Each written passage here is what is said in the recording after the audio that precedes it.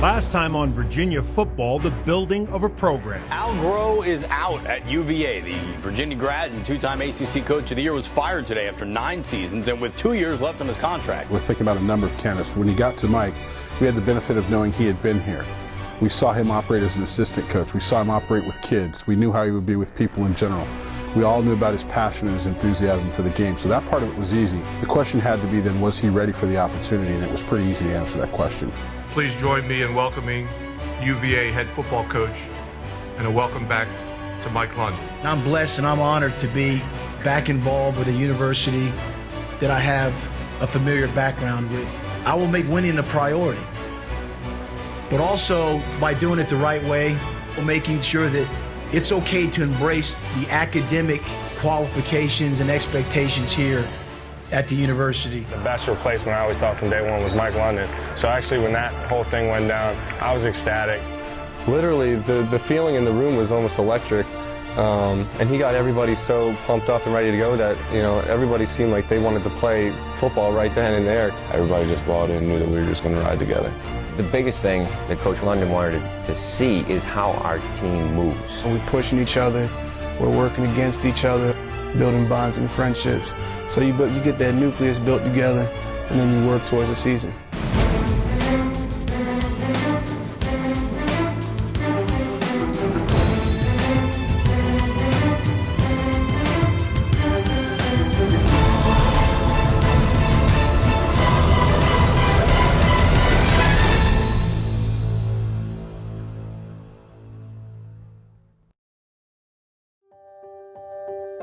One of the most important questions that can be asked of a head coaching candidate for a sport, particularly like football, is who are the types of people, or who are the people specifically that you're considering to have as part of your staff?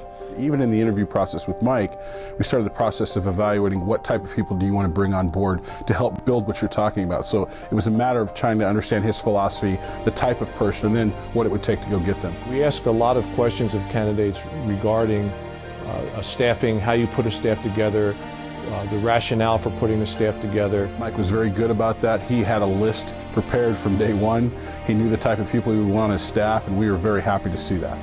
We made a commitment to Mike that in every regard we would provide him with the resources where he could be competitive to get the kinds of people without regard to their background and their experiences, etc., to come here to the University of Virginia to support him and to support our student athletes to develop this football program. Getting the commitment from the administration to hire a staff that could cover all bases in terms of the teaching of the players, of providing leadership, of providing when I'm not around, standing in for those type of values and the things that I think they're important and very critical. I think the resources allocated, never had any problems with making sure that the guys were compensated. But the biggest thing I think that Charlottesville, the area in itself, offers to anybody after having lived here for 6 years is a quality of life. And I talk to those guys about the Q factor. The Q factor is the quality of life, about the area, the school system, the people. It's important to me that when you develop a relationship with the players, that you have an ability to sit down and go one-on-one with a player, that a coach is willing to listen, that's willing to give feedback and not quick to judge, but have a relationship with the player that the player then feels like he can talk to you about anything. In putting the staff together, you want to bring in people that that you've had a prior relationship with. 3 guys from my Richmond staff that had done great things with the players. Feel fairly confident that even the ones that that I had to bring in an interview, that in the end I still made the right choice. London was particularly close to Jim Reed, and a month after he took the job at UVA, London named the 37-year coaching veteran the Cavaliers' associate head coach and defensive coordinator. I chose Jim Reed because he is the ultimate energy guy. He is fire, passionate, incredible teacher and motivator. I'm sure that he'll get our defense on track. The players are going to love him because he gives it all. I met Mike London when I became the head football coach at the University of Richmond. It was love at first sight. He's, just gives you such a great first impression. And the great thing about Coach London is that the first impression is just enhanced as you get around him and you get to know him better. When Coach London called, now you have an opportunity to work for a man that you hold in high esteem, in the top 2% of people that you know. And then you have an opportunity to work at the University of Virginia, which the goals here correlate almost exactly to the goals that I would have for my son if I was sending him off to school. If you take a look at kind of where I've been, you always like to try to bring a program back, and especially at a place here like Virginia. So I'm fired up to be here, and it wasn't a very hard decision. After 35 years coaching at the college level, Reid joined the Miami Dolphins as their outside linebackers coach. When you have an opportunity to be in pro football in a Bill Parcells run organization, if you say no to that, then somebody would most likely want to bring you to the doctor's office and find out, why. But you had to take that opportunity to be in pro football, which is really the terminal degree of your profession, and then be with Coach Parcells, Coach Sperano, and Paul Pasqualoni, who I had worked for at Syracuse. And then you have an opportunity to coach Joey Porter and Jason Taylor. And I told those guys, I said, I'm just so happy here to be in the same room with you guys. If I died tomorrow, don't feel sorry for me. This is just terrific. Here we go. Let's go. Hey, this is for all of it. It was the combination of London and Virginia that pulled Reid out of South Florida. Here we go. Let's go. Go. Stack two. Stack two. Stack two. It was a perfect combination of the right man in the right institution. And who am I? I'm nobody special, but when you put those two together in my life, for what I was looking for, what I hold dear to me, not a tough decision. We're not changing any responsibilities. We're going to have a rat. We're going to have a rat from the time the ball is snapped to the final whistle. We're going to have a guy in the post from the time the ball is snapped to the time of the whistle. We're not passing anything off. We're playing hard and aggressive man-to-man. We got that. Okay? Now, we're playing aggressive, and let me tell you this, Connors. Today, we're going to let our hair down a little bit. Okay? We're going to press. Coach West will get up there, get right in their face, have some guts, get up there, smack them around a little bit, jam, jam, jam, make them better, make us better. And we're going to be playing some of this too. So learn to play it. Know what happens when you get beat. Don't play it soft, don't play it careful, all right? We want to attack. And we would like the game of football is an aggressive game. Everybody says that it is. But it's also a thinking man's game now. So that the type of personnel that you want are fast guys that can think on their feet and go hard every snap, that they understand the situation if it's 1st and 10, 3rd and 3, that they know the personnel group that the offense is coming in with, so that they know what the adjustments are. And you don't want a whole lot of adjustments so guys can hitch their belts, button their chin strap, and play a hard, fast, vicious type of football. Cornerback Razai Dowling will be a key component for the revamped Cavalier defense. Dowling earned all ACC honors despite having an inconsistent year in 2009 by his lofty standards. He considered declaring for the NFL draft, but decided to return to Virginia for some unfinished business. He could have gone in the draft. He decided to stay, to finish his degree, and to leave the program feeling good. I think he fits the definition of what Coach London is looking for. He's looking for men that care about education and getting a degree and then moving forward. I'd be the first one out of my whole family to graduate from college, and that's, in my eyes, that's truly a blessing. He is somebody that needs to give us a significant impact in leadership as well as on the field, and he will do that in both areas, and he will do it greatly. We're expecting, leadership from Ross side, playmaking ability from Ross side, and just the fact that I think he's just an overall just good person. He got the biggest portion of our votes by our players to be a captain, and so that speaks volumes also about the players. We feel pretty good about this guy being a captain. I think Rosai has, well, we all know that he has NFL skills and he'll have NFL opportunities. And I think with him, you know, he liked school. He liked being here on grounds. He liked his teammates. He liked the experience of playing college football. He didn't want the college football experience to end the way, you know, the way it ended, but he wants to, you know, write one more chapter in his college experience by going out with some of the players that he came in with. What we're expecting from him here at Virginia is for him to do what he's done marvelously before, which is lead this group on the field, lead them in the classroom, and be a great player for us. And then when that happens, all the other pieces will fall into place.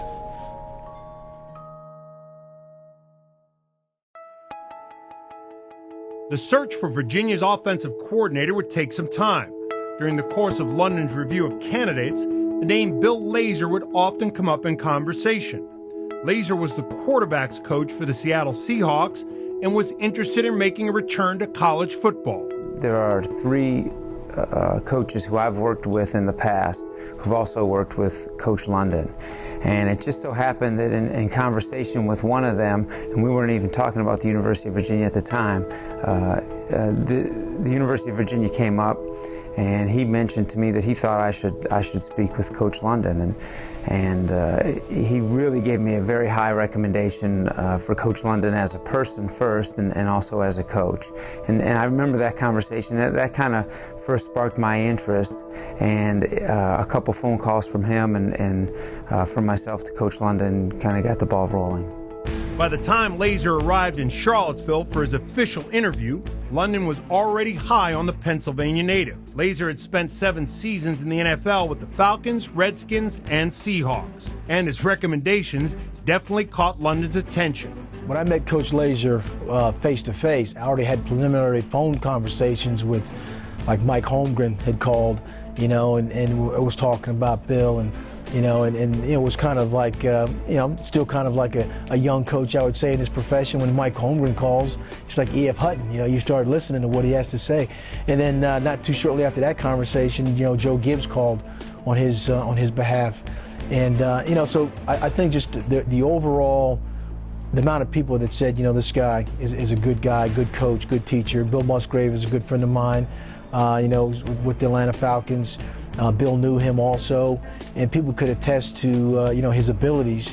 And then when I brought him in, and we had the chance to talk face to face about philosophy, about, you know, we talked about, you know, being able to control the ball, protect the quarterback, and also throw the ball deep. You know, family man, very committed to, you know, character and integrity.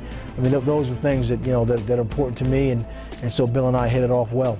I've always had a great picture in my mind of what UVA football should be, or what it had been. Growing up in Pennsylvania, I knew about University of Virginia.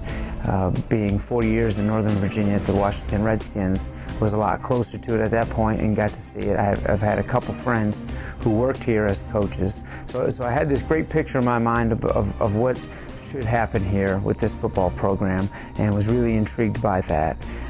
So I just felt like it was a great opportunity to come and make a big impact as an offensive coordinator on this program.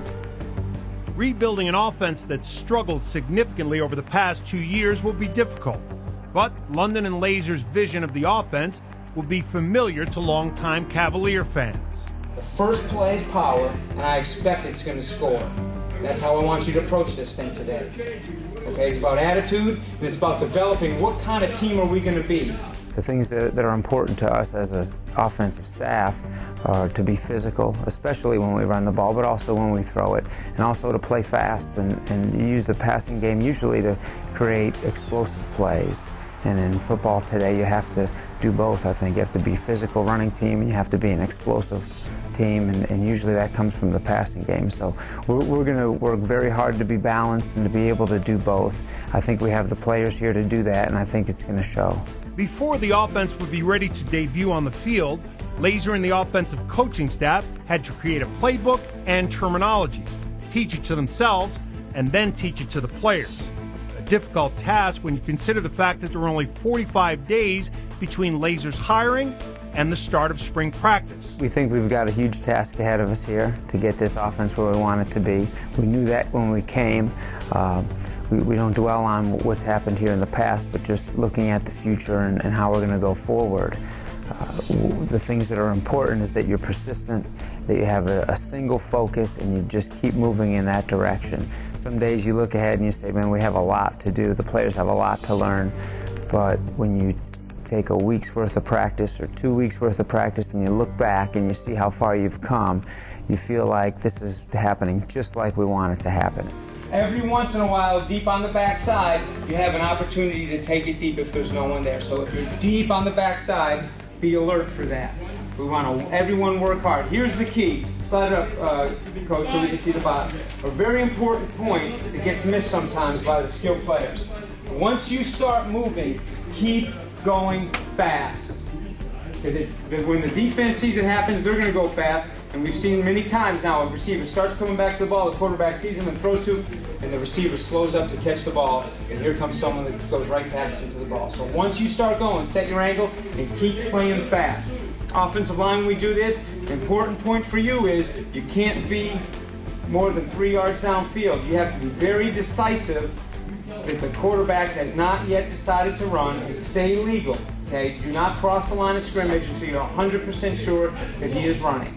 The best thing that Bill does when he's coaching and teaching in front of the team is that he can take something that, say you made an error in running a route, instead of going directly at the individual's lack of ability to run the route or to comprehend what it is. I think Bill takes the approach that although you didn't run the route, I got to do a better job coaching the route so you know what I mean by running the route, and then everyone else that's involved in the play, you got to do a better job of doing your part of it too, so the play doesn't break down. And so rather than guys being on the defense about, this or that, I think what he does a good job of is just putting into simple terms that, listen, everybody's got to do better on this play to make the whole play work. And the X's will have those today, so it's not that hard. On the eve of spring practice, it was clear there were several keys for 2010 to be a successful season for the Cavaliers. As always, it starts at the quarterback position. I want to see the best quarterback, earn the job and take it and run with it. So whether it's Mark or anybody else, it's a wide open approach. But he's been a guy that's been, taking snaps. We'll see what happens. But all those quarterbacks know that you're going to be evaluated daily and see how you perform. One of the hardest things about being the quarterback is being able to handle a large amount of information and do it quickly, and then at the same time have your body react as if it's easy.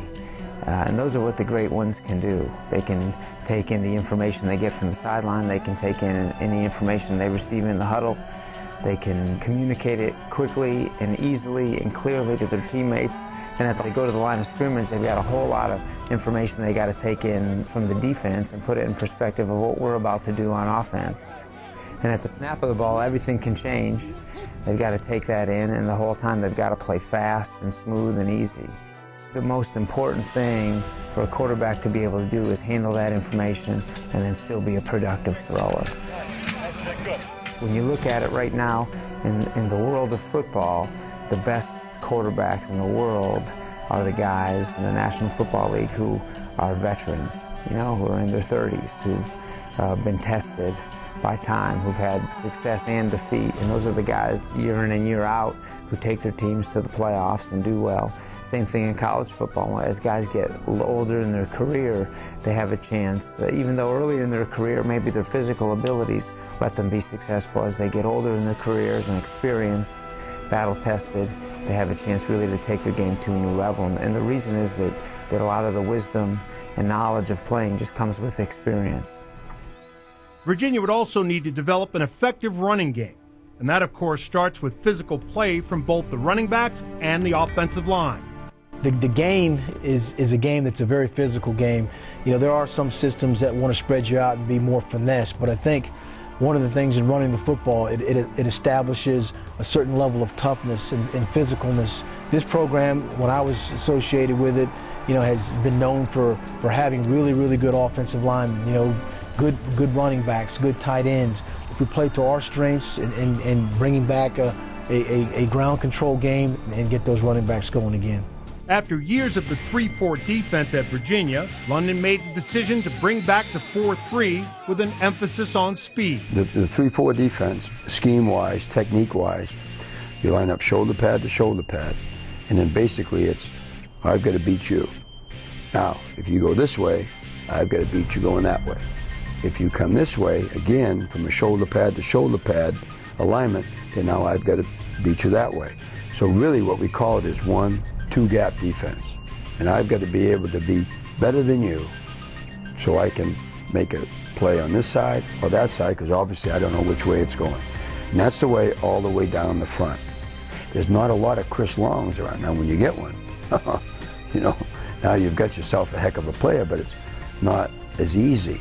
And then the linebackers, 4 yards, they have to do the same thing. At 4 yards, they get these big giant guards coming at them, and they have to hit them with their hands and be able to go here or here, depending upon where the ball is. And I left here, had a chance to go to Richmond and then be involved with the 4-3. And you can do some things with, get more speed on the field. You can run better. What we're doing now is we play edges. The nose man is lined up on the edge. And on the snap of the football, he's running into the shoulder.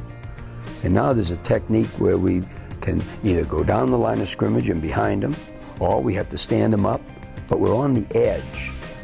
All right, now, there's some advantages to that, but there's also some disadvantages to that. The linebackers now don't have to be as big and as bulky, because now they don't take on guards all the time. They come off the edges of the guards or the edges of the nose man, depending upon the reads. Much harder to read and to play, but there's an advantage. You don't have to be 6'3", 245 pounds now to play in our defense. Me, it was, and to a lot of players that we talk to and a lot of players that you recruit, you know, everyone's interested in getting on the edge and being able to do, sack quarterback or play man-to-man. So I think you'll see some different things. Obviously, schematically, you'll see the difference between the 3-4 and the 4-3, but you'll see more guys pressing the receivers, doing things with zone blitzes, having a 4-man rush, trying to get after the quarterback. Just different things that I think that the 4-3 gives you a chance to do. From the mental standpoint, they feel good about it. Cam Johnson, who was standing up, has now put his hand down on the ground. Nick Jenkins was 290 pounds and probably a little sluggish. Relishes the fact that he can get down to about 275 and be more quick than trying to have just brute strength.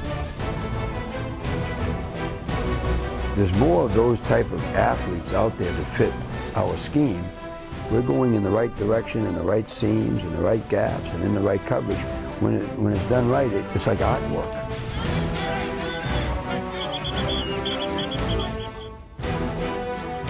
Next on Virginia football, the building of a program, the start of spring practice. It's exciting to be out here after doing all the meet and greet events and all that, so it's good now that we do the football part of it, so we're ready to go. Stretch, let's go, here we go, stretch. Go, here we go, Will. Let's go, here we go. Anthony Poindexter stays in Charlottesville. They have to bring the energy and the passion that you need to play this game on a day-to-day basis. Come on, that's you.